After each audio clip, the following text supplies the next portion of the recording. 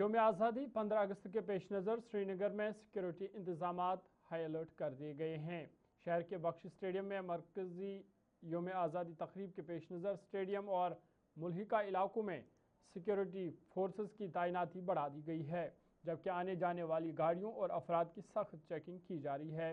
इसी दौरान Srinagar traffic police ने 12 अगस्त के लिए ट्रैफिक एडवाइजरी भी जारी की है।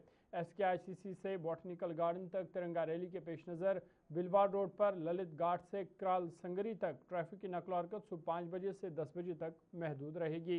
रैली में VIPs, मुअज़्ज़ज़ शख्सियात और शहरियों की शिरकत मुतवक्का है। ट्रैफिक पुलिस ने आवाम से अपील की है कि वो सफ़र के दौरान मुतबादिल रास्तों का इस्तेमाल करे और ट्रैफिक हिदायत पर अमल करे ताकि उन्हें किसी भी मुश्किलात का सामना न करना पड़े।